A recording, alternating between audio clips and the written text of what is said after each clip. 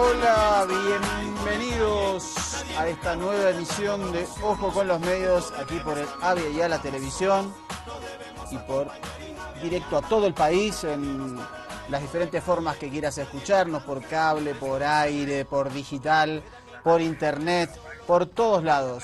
Así que te damos la bienvenida a esta nueva emisión de Ojo con los Medios. Vamos a hablar un poquitito, anticipar esta semana previa a la Cumbre de las Américas, lo que dejó el acuerdo nuclear entre Irán y Occidente, y también vamos a hablar con el comandante Sallari, que está de nuevo desde algún lugar del Estado plurinacional. Como ven, estoy solito, no está entre nosotros, pero el comandante siempre está ahí por el éter, y así que los saludamos cordialmente. Querido comandante, ¿cómo estás?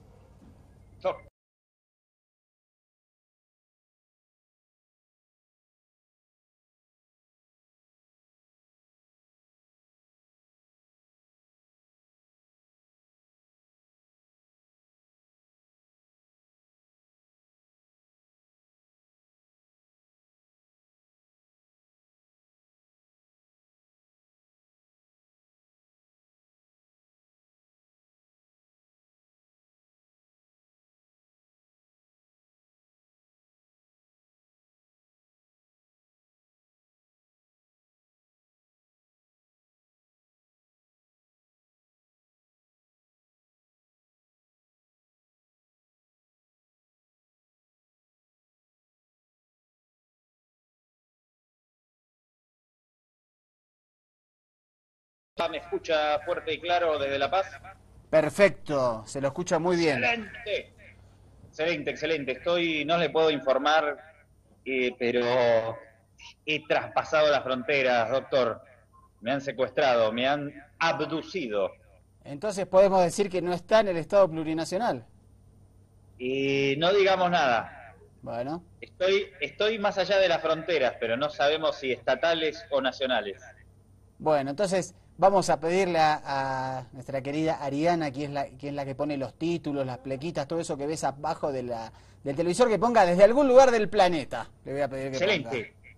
Excelente, eso sí podemos asegurar, que estoy todavía, no soy como esta compañera boliviana que quiere irse a Marte.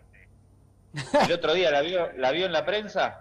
Sí, salió en el diario La Prensa y contó su fascinación y su deseo por ir en un viaje que tiene poco éxito, pues, según todos los expertos, y que además, si llegan al planeta rojo, no hay manera de retornar y la expectativa de vida es de 68 días. Un deseo un poco raro, pero bueno, hay que respetar. Cada ser humano es libre de elegir su propio destino.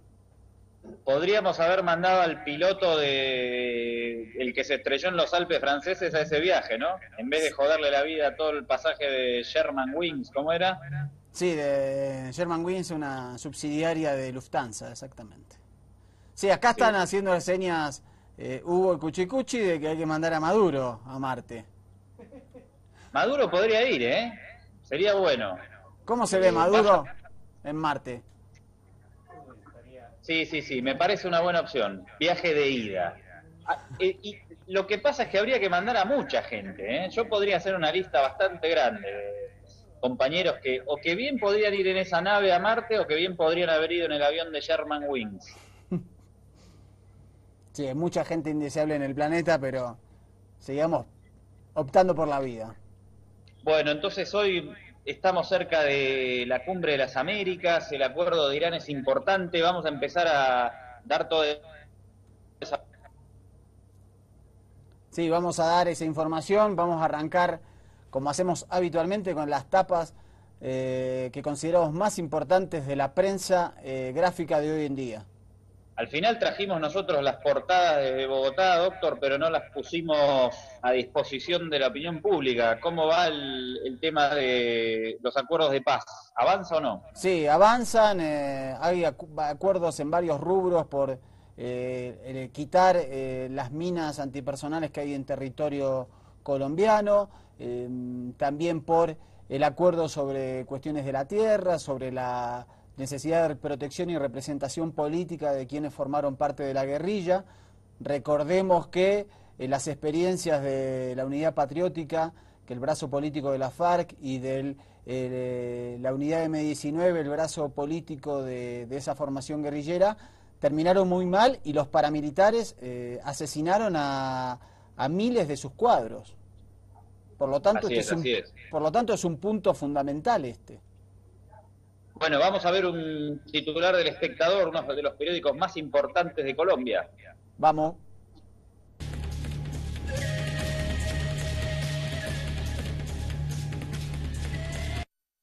Ahí vemos El Espectador, Voces por la Paz, y ahí vemos cómo figuras internacionales se van sumando a este pedido, porque tantos años, prácticamente 6 décadas de violencia política en el país se terminen. Vemos en esa etapa, por ejemplo, a Estela de Carlotto, presidenta de Abuelas de Plaza de Mayo de la Argentina, y así como ella se han sumado Rigoberta Menchú y otras figuras internacionales para tratar de aportar un granito a la paz. Hasta el propio Diego Maradona se comprometió con la senadora liberal Piedad Córdoba y de Colombianos por la Paz a jugar un partido justamente en territorio colombiano con otras estrellas del fútbol para aportar su granito de arena, comandante. Bueno, nos sumamos de ojo con los medios, ya nosotros, quienes nos siguen habitualmente, conocen que abogamos siempre porque se llegue a un acuerdo de paz en Colombia y se termine ese conflicto armado de casi 50 años, o un poco más de 50 años, y pueda Colombia desarrollarse en paz como se debe, y como han hecho otros países de la región. ¿En paz va a estar Tarija también con las elecciones o no? Hay segunda vuelta, tapa de La Razón.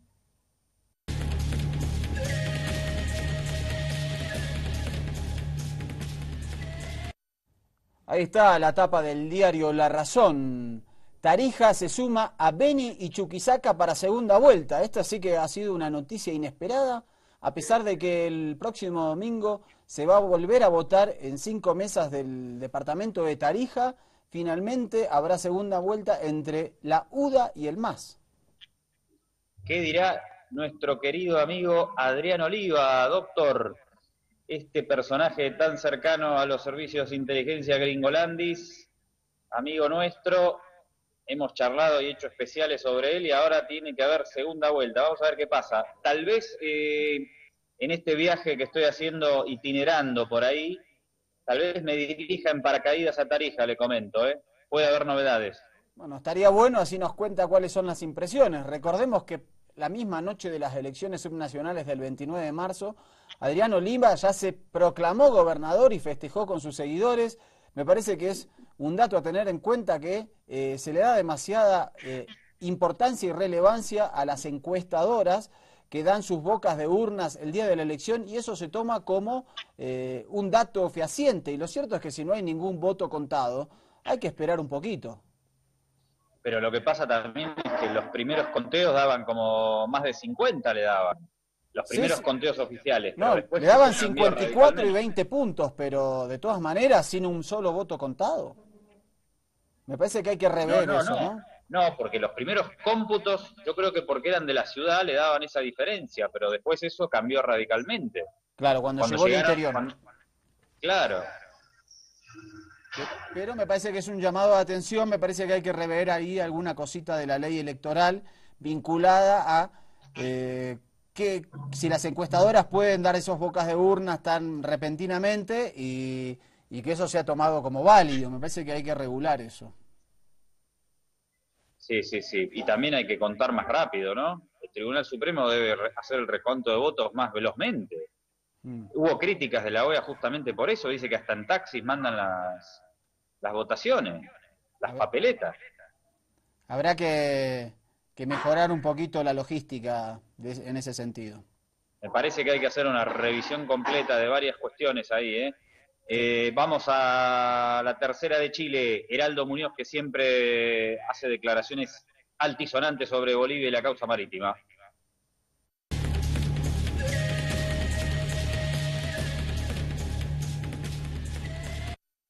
Ahí vemos el titular de la tercera, dice el canciller Heraldo Muñoz, que no habrá salida concertada mientras haya un juicio en curso. Esto lo afirmó en la prensa, que las relaciones a ambos países no están en un estado deseable y que los sectores chilenos que apoyan una salida al mar para Bolivia son minoritarios y poco representativos, dijo el canciller chileno. que lo tenemos de alquilado, ¿no? En los medios bolivianos prácticamente no hay jornada en el que el canciller Muñoz no haga alguna declaración, ¿no? Como, sí, es verdad, ha permanecido muchísimo en agenda el tema de la causa marítima de Bolivia y desde que se ha iniciado el juicio en La Haya, las declaraciones han estado a la orden del día de ida y vuelta y claramente Heraldo Muñoz se ha convertido en el vocero prácticamente unitario de la respuesta chilena. Y el lobby boliviano también, porque muchas veces Chile responde a toda esta campaña que está bien organizada desde el Estado plurinacional. Y uno de sus voceros, obviamente, o el principal designado, es Carlos Mesa, quien hizo una entrevista En la Dolce Vele, justamente continúa su raíz internacional por la causa marítima y estuvo la semana pasada en Alemania y en otros países de Europa y la televisión estatal le hizo esta entrevista y él contestó esto. Bueno, ¿por qué esta visita a Europa, precisamente la antesala de los alegatos de tanto de Bolivia como de Chile en La Haya?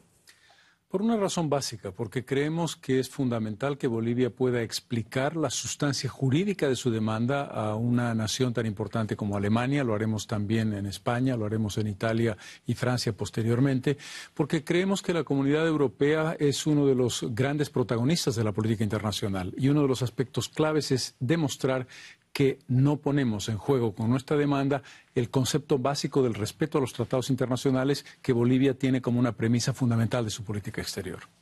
Ahora, desde Chile se denuncia una campaña de comunicación especialmente agresiva por parte de Bolivia en torno a este tema. ¿Usted cree que su gira puede agravar las tensiones que existen ahora entre dos países hermanos? No, por el contrario. Si hay alguna característica del trabajo que yo hago es explicar la causa, no busco adhesiones internacionales. Me refiero siempre, como no puede ser de otra manera, con profundo respeto a Chile, pero con mucha convicción sobre aquellos argumentos que sustentan el punto de vista boliviano. Hablemos de lo que nos espera o lo que les espera concretamente a las partes involucradas también en mayo próximo. ¿Qué antecedentes posee Bolivia en este caso para que la Corte obligue a Chile eventualmente, y como quiere Bolivia, a sentarse a negociar?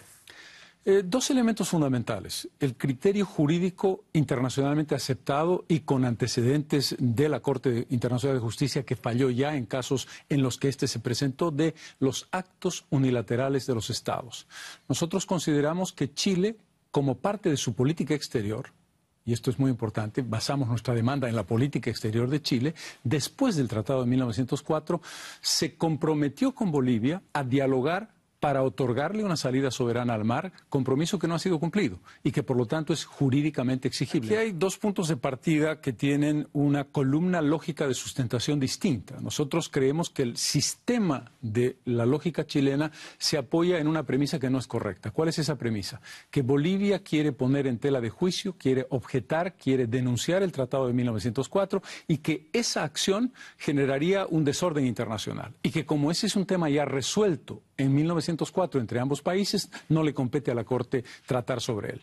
Bolivia contraargumenta que en ningún caso nuestra demanda tiene que ver ni directa ni indirectamente con el Tratado de 1904, sino con los compromisos que después de 1904 y más de 7 veces hizo Chile de manera explícita con Bolivia para, insisto, dialogar con el objetivo de entregarle un acceso soberano al Océano Pacífico.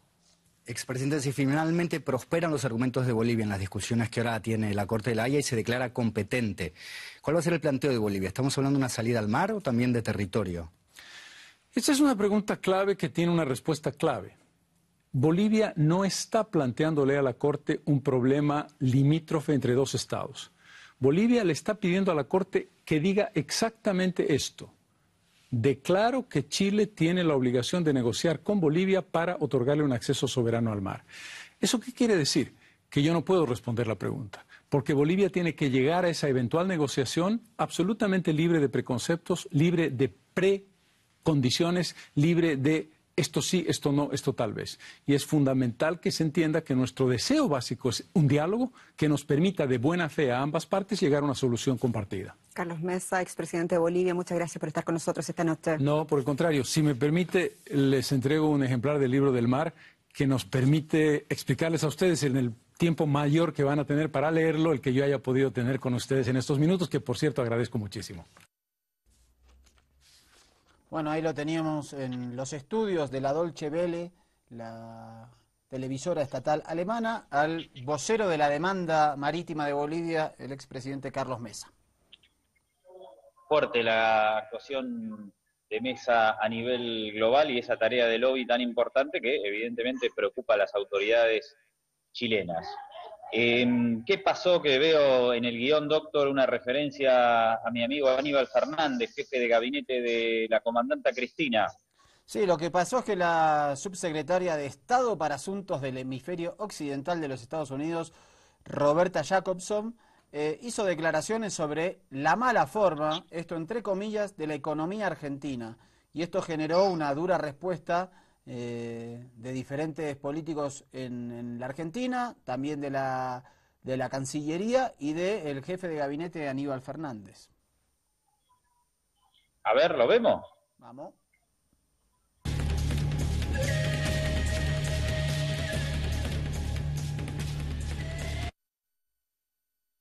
Ahí dice, muy fuerte la respuesta de Aníbal Fernández, dice, Argentina no quiere ser un buen alumno de Estados Unidos. ¿Por qué? Porque no nos fue bien cuando éramos, ¿no? Claro, dice, asegura que sus declaraciones por las de Roberta Jacobson dan vergüenza ajena, porque no entiende nada y dijo lo que le dijeron que tiene que decir. Si tenemos que hablar de lo que está sucediendo en Estados Unidos, nos encontramos con un país con serias dificultades, dijo Aníbal Fernández, entre otras cosas, y me gustaría destacar también, hizo un extenso comunicado la Cancillería Argentina, en los cuales no solo repudia los dichos de Roberta Jacobson, sino que dice que la actual crisis financiera internacional, que generó que gran parte del mundo se encuentre en muy mala forma, se originó pura y exclusivamente en el corazón del sistema financiero estadounidense. Esto se refiere a la burbuja financiera que se inició a mediados de 2007, cuando el mercado hipotecario de Estados Unidos mostró una violenta contracción y tuvo características similares a la depresión del 30, y generó una crisis en todo el mundo y, digamos, y llevó también a la dificultad hipotecaria a millones de trabajadores. Interesante la respuesta de Cancillería, que se puede ver completa en su página web. Sí, además recordaron en la década de los 90, ¿no? Cuando sí venían funcionarios de Estados Unidos a decir lo bien que estaba la economía argentina y a decir justamente, afirmar que era el mejor alumno del Fondo Monetario Internacional. Eso es muy recordado en la República Argentina, y el gobierno muy acertadamente dijo, cuando vinieron, dijeron eso, pocos años después todo implosionó, hubo una crisis social, una rebelión, y se fue todo al carazo. Así que por eso es la mención de que no queremos ser buenos alumnos, ¿no? Pero bueno, hay que reflexionar otra vez acerca de por qué insisten en estas declaraciones injerencistas que siempre van a despertar la reacción de nuestros gobiernos, obviamente. Sí, totalmente, y justamente eso es otro de los recuerdos que trae el comunicado del Ministerio de Relaciones Exteriores de la Argentina, justamente lo contento que estaba Estados Unidos en los 90 con esa década neoliberal que encabezó Carlos Menem, y que ahí sí parecía que estaba en buena forma la Argentina, y lo cual, como usted recuerda, en el 2001 eso implosionó de una manera terrible y con un saldo de 34 muertes además. Le propongo, doctor, que nos saltemos la 7 y pasemos a la 8, porque se viene la cumbre de las Américas y quiero saber cómo lo ve Lord Anthony desde La Paz. ¿Qué le parece? Vamos entonces a escuchar a nuestro querido Lord Anthony, que nos habla justamente de la semana que se inicia prontito para el 10-11 de abril, Cumbre de las Américas histórica en Panamá.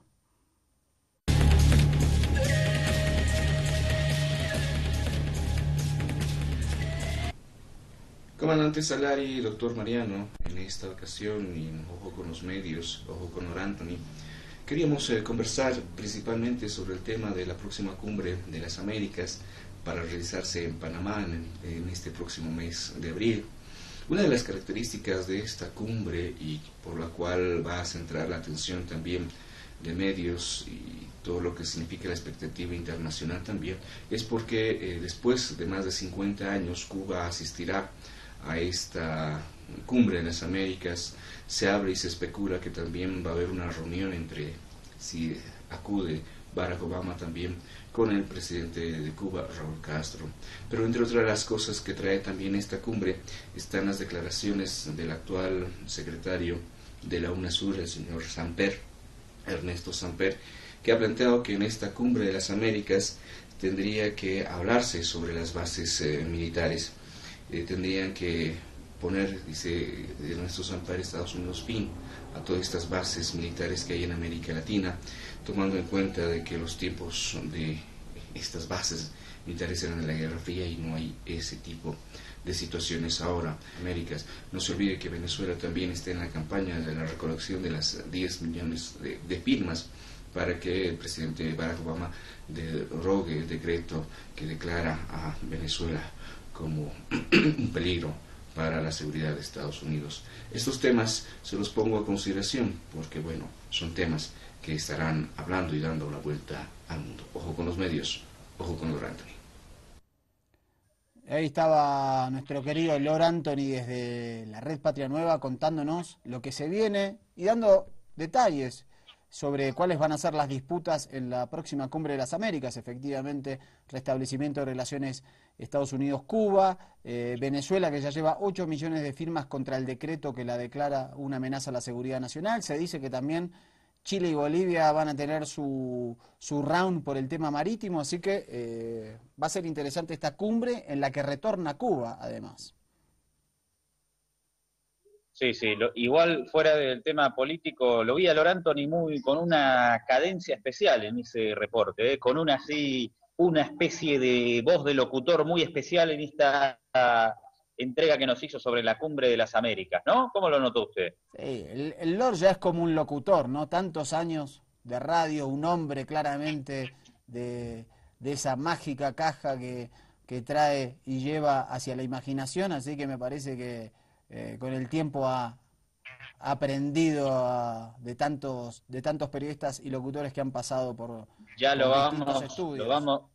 Lo vamos a agarrar en vivo, doctor, y le vamos a reclamar que no se haga el interesante a Lord Anthony. Un abrazo grande a Lord Anthony hasta los estudios de la Red Patria Nueva. Che, y los gringolandis creo que la pelaron acá con este tema de las cumbres de las Américas, porque ¿se acuerda? Pasaron 4 meses nada más desde que se anunció el restablecimiento de relaciones con Cuba, entre Washington y La Habana, y en esta Cumbre de las Américas supuestamente debíamos hacer el coro de festejo del grandilocuente acto de los Estados Unidos por el hecho de restablecer las relaciones con Cuba. Sin embargo, lo que va a centrar el debate para mí va a ser el tema de la desestabilización en Venezuela, ¿eh? Y ahí la pelaron, diplomáticamente la pelaron, se equivocaron. Sí, lo que ha pasado también es que parece que Estados Unidos ha decidido construir un edificio diplomático muy fuerte con Cuba y con Irán, con este histórico acuerdo sobre el programa nuclear iraní, y ha decidido atacar como un halcón otro flanco que es Venezuela y Rusia a través de Ucrania como una base para desestabilizar al país que preside Vladimir Putin.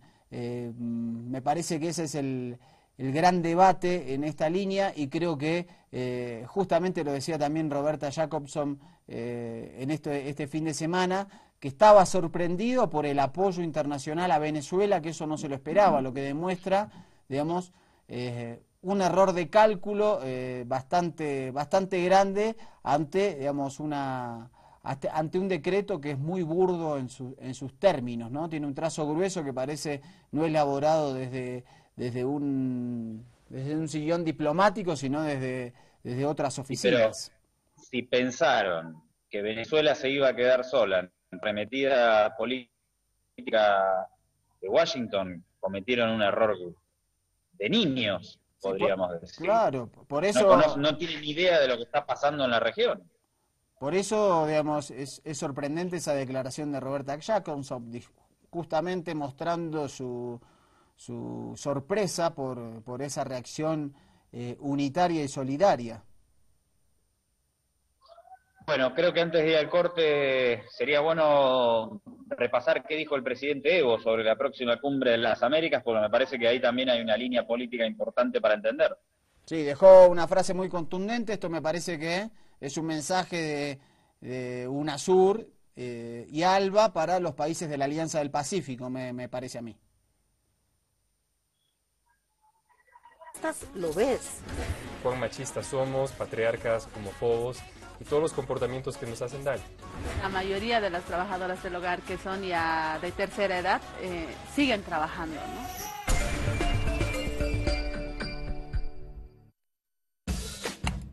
Ahora puedes llevarnos contigo.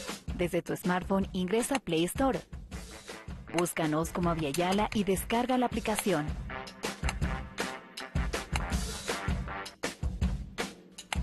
Disfruta de nuestra programación 24 horas al día, desde cualquier parte del mundo. Nos acercamos aún más a ti.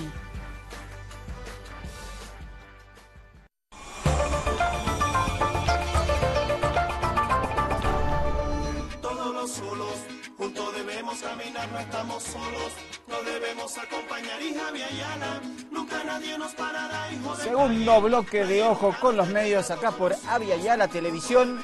Y vamos a entrar en este bloque a lo que va a ser la Cumbre de las Américas, que se va a desarrollar en Panamá el 10 y 11 de abril.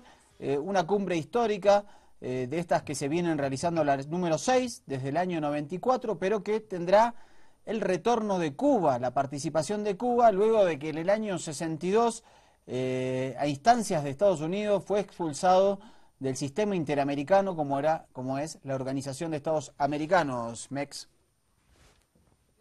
Prosperidad con equidad, el desafío de cooperación de las Américas. Bajo este lema, líderes de la región se reunirán la próxima semana en Panamá. Pero son varios los desafíos que enfrentará la Cumbre de las Américas durante su 7ª versión. El debut de Cuba en el evento y las tensiones bilaterales dominarán la agenda. Cuba, Estados Unidos. La asistencia de Cuba por primera vez a una cumbre internacional desde 1994 será especial, dado que se da en medio del proceso de restablecimiento de las relaciones diplomáticas con Estados Unidos. Y por primera vez, tras el anuncio del cese progresivo del embargo sobre la isla, el presidente estadounidense Barack Obama y el líder del régimen cubano, Raúl Castro, estarán frente a frente en un evento internacional. Aunque la Casa Blanca destacó que el encuentro será el escenario para avanzar en las relaciones bilaterales, ha sido claro en que no abre la posibilidad a un cambio de posición sobre Cuba. No vamos a cambiar nuestros estándares ni nuestra manera de elevar nuestras preocupaciones sobre las violaciones de derechos humanos en Cuba por el mero hecho de que ahora estemos en contacto directo con su gobierno. Estados Unidos, Venezuela. La expectativa por un eventual apretón de manos entre Obama y Castro podría ser opacada por las tensiones entre Estados Unidos y Venezuela. El distanciamiento entre los dos países a raíz de la imposición de sanciones contra funcionarios venezolanos acusados de violaciones a los derechos humanos será inevitablemente uno de los asuntos de mayor relevancia en la cumbre. Otro foco de tensión son los llamados presos políticos como Leopoldo López y Antonio Ledesma, a quienes Nicolás Maduro vincula con acciones para desestabilizar el régimen. Bolivia, Chile. La cumbre también podría ser escenario para que algunos países expongan sus pleitos. Uno de ellos, Bolivia. El presidente Evo Morales ya confirmó que en el encuentro sustentará la demanda marítima contra Chile presentada en el 2013 ante la Corte Internacional de Justicia con sede en La Haya para exigir una solución negociada que le permita una salida soberana al mar, aun cuando la presidenta de Chile, Michelle Bachelet, anunció que no asistirá a la cumbre ante la emergencia que enfrenta el país por las inundaciones. Bueno, ahí teníamos el informe de la cadena colombiana NTN24, un poquito en términos pugilísticos hablaba sobre cuáles podían ser los encontronazos en esta cumbre de las Américas de Panamá. Estaba viendo hoy, doctor, en la televisión argentina unas imágenes de Chile de los desastres en el norte impresionantes, ¿no las vio? No, hoy no las he visto, sé que estaba, pero deben ser antiguas, ¿no? Digamos, de la... Pero tremendo, esos ríos que avanzan, llevan autos, toda una ciudad entera. Sí, impresionante, vamos a ver si para mañana las chusmea por ahí y la ponemos a disposición de la opinión pública. Sobre la Cumbre de las Américas, también a propósito que mencionaba la televisión argentina, hay un reporte interesante de Visión 7 Internacional, ¿no? Sí, que traza un panorama histórico, vale la pena mirar un poquito este programa de Visión 7 Internacional que se emite los fines de semana la Argentina y generalmente trae sobre temas coyunturales, pero también con un poquitito de historia, para ver qué nos depara esta cumbre y qué deparó en el pasado también. ¿Y nombra el caso de la demanda marítima también? No. ¿Este informe? Sí, el de Visión 7. Digo, porque me parece un dato que el tema Bolivia-Chile haya estado en el reporte de NTN 24. Sí, no, en el caso del de Visión 7 no. Digamos, pone los puntos más fuertes, habla igual de diferentes países y sus vínculos y sus relaciones, y bueno, la Alianza del Pacífico, la UNASUR, la CELAC. Bueno, dale, vamos a verlo de una vez. Vamos. Bajo el lema central Prosperidad con Equidad, los próximos 10 y 11 de abril tendrá lugar en Panamá la 7ª Cumbre de las Américas, un encuentro regional de presidentes considerado histórico por la participación de Cuba, luego de haber sido expulsada a dedo de la OEA por los Estados Unidos en 1962. Si bien el organismo había levantado las sanciones contra la isla en 2009, el gobierno cubano aún no solicitó su reincorporación al organismo continental, prefiriendo participar en otras instancias de integración latinoamericana y caribeña como la CELAC, Comunidad de Estados Latinoamericanos y Caribeños, y el ALBA, la Alianza Bolivariana para los Pueblos de Nuestra América. La 7ª Cumbre de las Américas, Panamá 2015, es el punto de partida de ese nuevo proceso de consolidación de nuestro hemisferio, en el que compartiremos experiencias y buenas prácticas para que nuestras agendas de Estado sean sinónimos de progreso. Invitado por el presidente panameño Juan Carlos Varela, el presidente cubano Raúl Castro confirmó recientemente su participación en esta cumbre a tono con la distensión alcanzada con Washington tras el acuerdo firmado en diciembre pasado que da inicio a las negociaciones para normalizar sus relaciones. 3 meses después de ese anuncio, Cuba y Estados Unidos continúan el diálogo sin demasiados avances, faltando aún definir cuándo abrirán sus respectivas embajadas. En tanto, el levantamiento del bloqueo económico y el desmantelamiento de la base de Guantánamo aún parecen objetivos lejanos. La expectativa generada por la convergencia de Barack Obama y Raúl Castro en Panamá se vio rápidamente opacada por la orden ejecutiva del pasado 9 de marzo, mediante la cual la Casa Blanca declaró a Venezuela una amenaza extraordinaria e inusual a la seguridad nacional y a la política exterior de Estados Unidos, facultando así a su gobierno a tomar represalias en su contra. Exigir en el mundo entero que el presidente Barack Hussein Obama derogue el decreto de amenaza contra Venezuela. En sintonía con organismos como la UNASUR, el ALBA, la CELAC e incluso el G77 más China, que le exigieron a Obama la inmediata derogación del decreto y la apertura de un diálogo bilateral, Cuba salió en defensa de su estrecho aliado político y económico, acusando a Washington de intervenir en asuntos internos de Caracas y calificando esas sanciones de arbitrarias y agresivas. Lejos de distender el panorama previo a la cumbre, Obama le acaba de solicitar al Congreso fondos por $2.000 millones para, según la jerga estadounidense, ayudar a la causa de los derechos humanos y la libertad de prensa en Cuba, Venezuela, Ecuador y Bolivia, abriendo así la puerta a que los gobiernos del ALBA desistan de concurrir al encuentro panameño, una decisión que tiene como antecedente el faltazo de Rafael Correa a la Cumbre de las Américas realizada en Cartagena de Indias en 2012, cuando la Casa Blanca vetó la invitación a Cuba.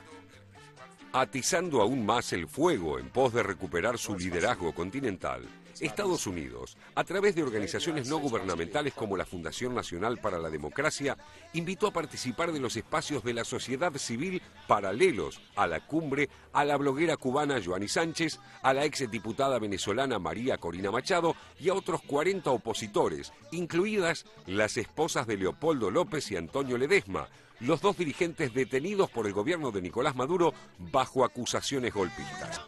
Para algunos analistas como Atilio Morón, no caben dudas de que Estados Unidos programó cuidadosamente su supuesta apertura en relación con Cuba y su endurecimiento con respecto a Venezuela en vísperas de la cumbre. Según Morón, este doble estándar apunta a crear fisuras dentro de la UNASUR y la CELAC y afianzar el apoyo de sus socios de la Alianza del Pacífico, Colombia, Perú, México y Panamá. El secretario de la UNASUR, Ernesto Samper, consideró que la próxima Cumbre de las Américas en Panamá es un espacio oportuno para replantear las relaciones del gobierno estadounidense con la región, proponiendo la eliminación de todas sus bases militares en territorio latinoamericano, considerándolas como elementos pertenecientes a la época de la Guerra Fría. Actualmente el Pentágono mantiene unas 36 bases que constituyen una amenaza para la paz, la soberanía y la independencia del continente. Con estas perspectivas, el desarrollo de la 7ª Cumbre de las Américas en Panamá puede ser la gran oportunidad para fijar un límite a la injerencia de Estados Unidos en la región. En la unión está la fuerza y nuestra salvación. ¡Qué bonita bandera! ¡Qué bonita bandera! Más que interesante este informe de Visión 7 Internacional, el noticiero internacional de la televisión pública de la Argentina. Hay datos que llaman mucho la atención de este informe, sobre todo esta aprobación presupuestaria que dio Estados Unidos para esta, y lo digo entre comillas, lucha por los derechos humanos en la región.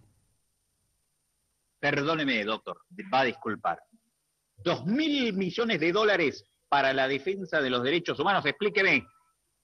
Me parece que es un eufemismo para países que no le caen bien a Estados Unidos, que no responden a su geopolítica, se les pueda insuflar dinero a las oposiciones políticas, ¿no? Para derrocarlos por vías no santas. Pero $1 millón, $2 millones todavía. Pero 2.000 millones de dólares. Quiero decirle que yo siempre fui un defensor de los derechos humanos en contra de la salvaje dictadura de Evo Morales. Y usted sabe que la billetera de Estados Unidos no anda con centavos. No, pero es mucha plata. Sí, muchísima plata. Esa plata de 2.000 millones de dólares es la misma plata que le da anualmente Estados Unidos a Israel para reforzar su aparato militar. Así que nos damos cuenta de la dimensión de ese dinero. Recordemos que el decreto de Obama contra Venezuela, que lo calificaba como una amenaza a su seguridad nacional, en alguno de sus apartados hablaba sobre la violación a los derechos humanos que se registraban en ese país, en especial contra la oposición. O sea que me parece que eso tiene una vinculación directa.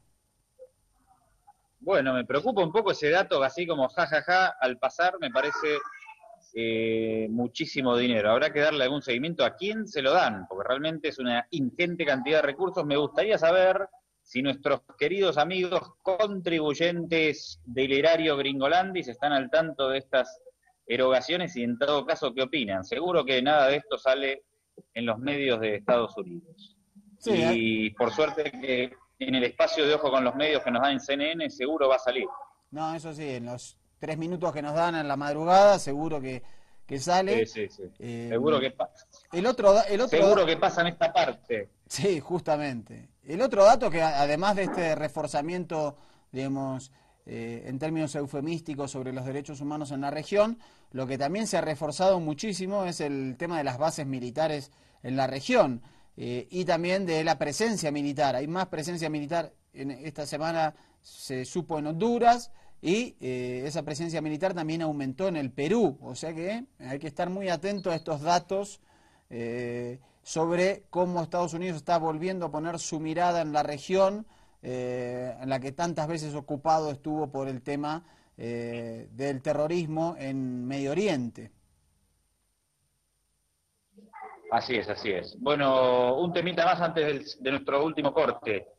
Apareció Fidel, ¿qué me cuenta? Sí, después de 14 meses, aparición pública del querido comandante Fidel Castro, Muy emocionante esta aparición ante estudiantes venezolanos.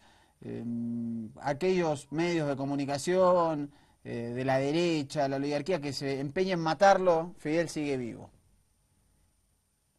El expresidente cubano Fidel Castro visitó una escuela de La Habana en lo que fue su primera aparición pública en más de un año. En las imágenes se ve a Castro sentado dentro de un vehículo y saludando por una ventanilla a varios de los venezolanos miembros de una comitiva que viajó a La Habana en el llamado Segundo Vuelo de Solidaridad Bolívar Martí. Un grupo de esa delegación visitaba el Centro Educacional del Oeste de La Habana como parte de sus actividades cuando tuvieron el fortuito encuentro de hora y media con Fidel, quien pasaba cerca de la nueva escuela y decidió detenerse allí, según ratificó hoy el diario Juventud Rebelde. Fidel Castro, de 88 años y retirado del poder desde el 2006, realizó su última aparición en público en enero del 2014, cuando acudió a la inauguración de un estudio de arte del pintor Alexis Leiva en un barrio de La Habana.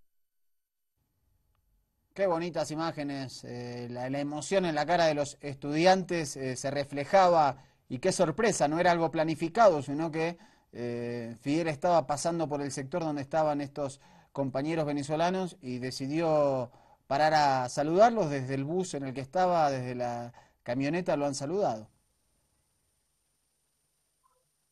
Bueno, impresionante, y que viva Fidel, como siempre.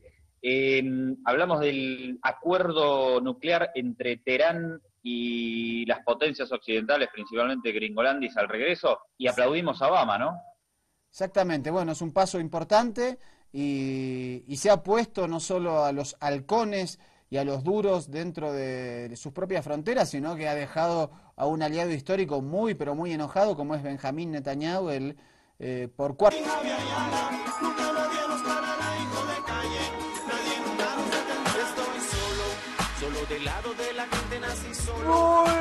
Volvemos bailando Vituaya, como nos gusta Vituaya, se ha convertido en nuestra cortina, nos encanta esta banda venezolana que hace esta musiquita tan linda, y quien no quedó solo obviamente es Irán.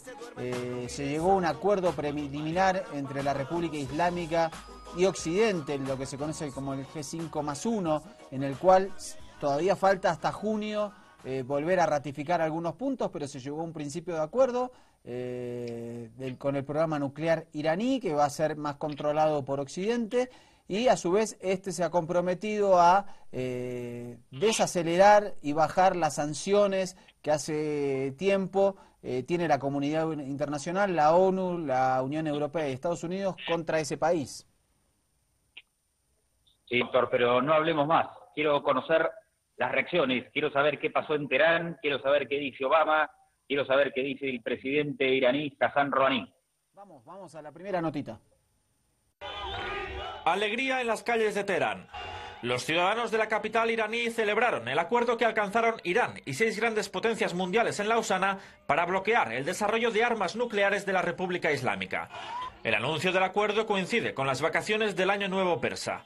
Para muchos iraníes, las festividades no podían haber traído un mejor regalo. Espero que todo el mundo pueda vivir felizmente, que el mundo pueda entender a nuestro país. No somos diferentes de los demás. No buscamos el terrorismo, sino vivir en paz, comenta este hombre.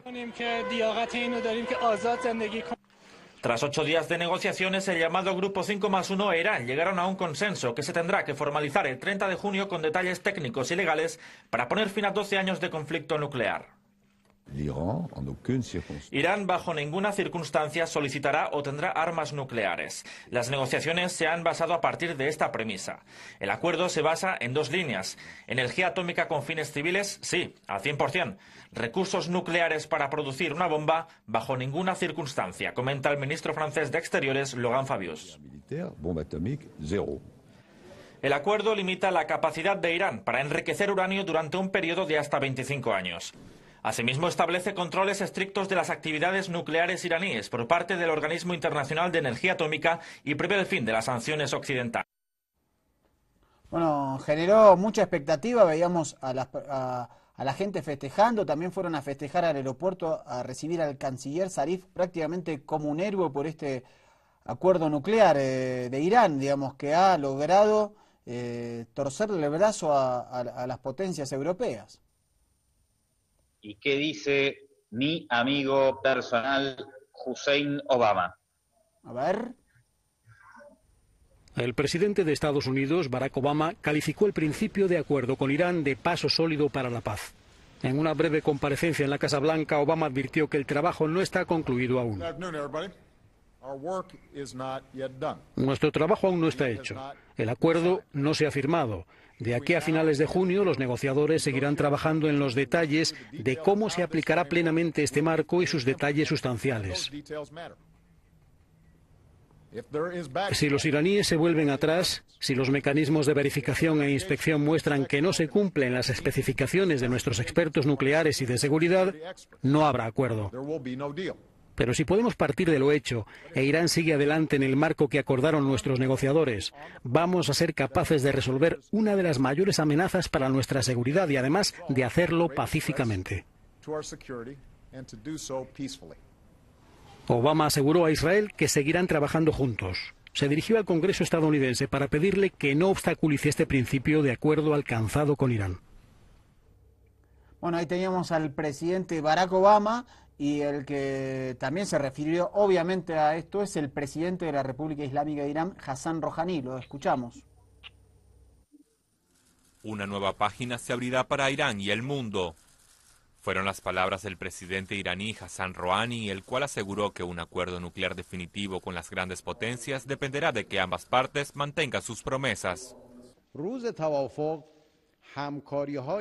La nueva colaboración con el mundo, tanto en el ámbito nuclear como en otras áreas, abrirá una nueva página a partir del primer día de este acuerdo final.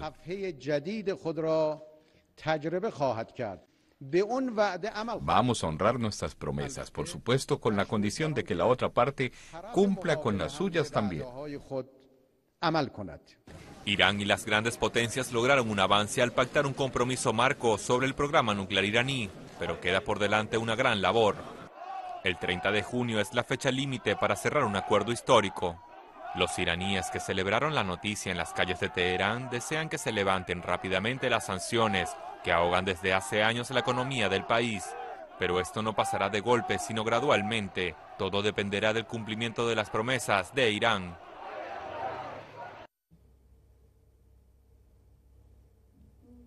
Muy fuertes esas imágenes del canciller Zarif recibido como un héroe y saludando desde el descapotable del auto a los seguidores en el aeropuerto. Dale, y vamos a ver ahora cómo operó el primer ministro israelí Benjamín Netanyahu en contra de este acuerdo nuclear. El acuerdo marco nuclear concluido entre Irán y el sexteto es saludado por la comunidad internacional. No obstante, Israel insiste en elaborar fábulas y denuncias. Eso no detiene el programa nuclear iraní. Mantiene una amplia infraestructura nuclear. Ni una centrifugadora será destruida, ni una instalación nuclear se apaga, incluidas las instalaciones subterráneas que han construido ilegalmente. Miles de centrifugadoras se mantendrán girando enriqueciendo uranio. Este es un acuerdo muy malo. Netanyahu, cuyo régimen es el único poseedor de ovejas nucleares en Oriente Medio, recibió respuestas de parte de la senadora demócrata estadounidense Dianne Feinstein, quien se limitó a decirle que se contenga. Le puede salir el tiro por la culata. Ojalá él pudiera contenerse, porque él no contempló ni siquiera una verdadera alternativa. Tampoco la ofreció desde entonces, es decir, desde su discurso ante el Congreso. Imponer más sanciones y más medidas de presión contra Irán son las ideas del premier israelí, pero aquello es rechazado por el presidente de Estados Unidos, Barack Obama, quien cree que ejercer más sanciones resultaría contraproducente, pues el pueblo iraní apoya a sus gobernantes y sistema. Creo que el pueblo iraní ha demostrado que cuando está en juego su dignidad nacional, o en algunos casos su reputación, son capaces de aguantar cualquier dificultad. Asimismo, Obama rechazó las advertencias de Netanyahu sobre las supuestas ambiciones de Teherán para producir armas atómicas con el objetivo de convertirse en una potencia regional. Irán no necesita armas nucleares para ser una potencia en la región. De hecho, Irán tiene todas las posibilidades de ser una potencia regional y un importante actor internacional, si no tiene una visión agresiva hacia sus vecinos. No obstante, los vínculos entre Tel Aviv y Washington parecen intocables pese a sus diferencias con respecto a Irán, algo evidente en las declaraciones de la Casa Blanca. Lo he dicho constantemente que nuestra defensa a Israel es intocable. Yo considero como un gran error de mi presidencia si Israel sea más vulnerable. Reza Fatemi con información de Rasul Gudarzi, Hispan TV Noticias. Estas declaraciones ya en rueda de prensa de Obama me parecieron muy contundentes respecto a el rol de Irán, ¿no, Andrés?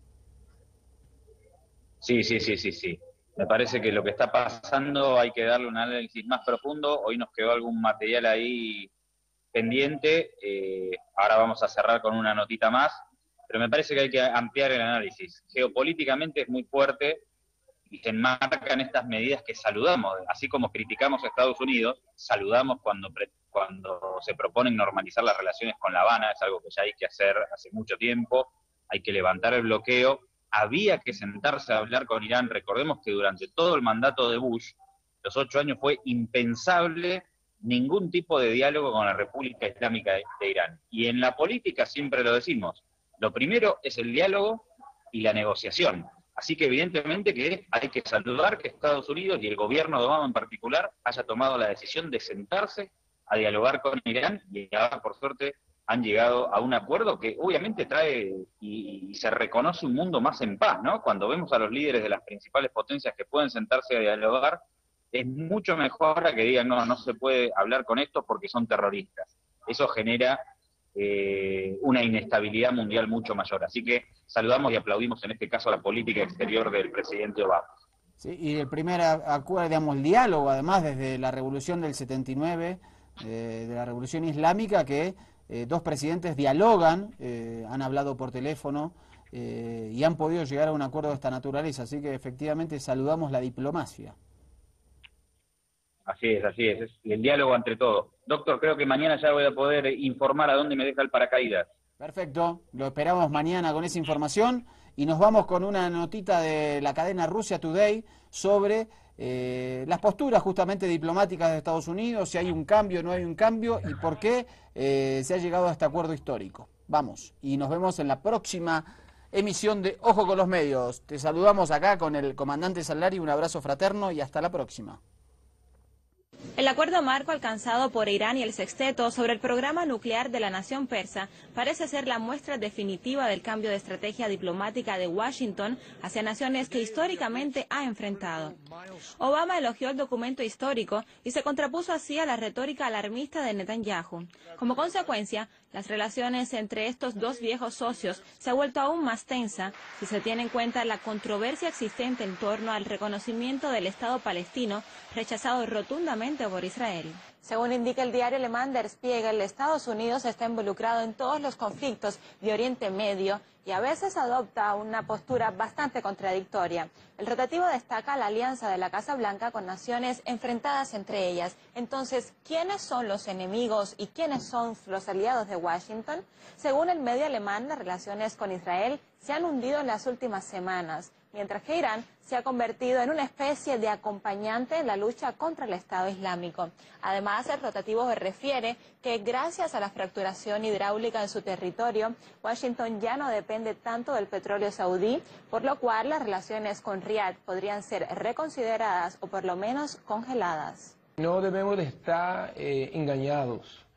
Lo que son cambios de políticas en el momento no reflejan ningún cambio de la estrategia general, que sigue siendo la penetración económica por parte del imperio estadounidense de los países del mundo. Otros puntos en el mapa de este estratégico cambio estadounidense son Cuba y China.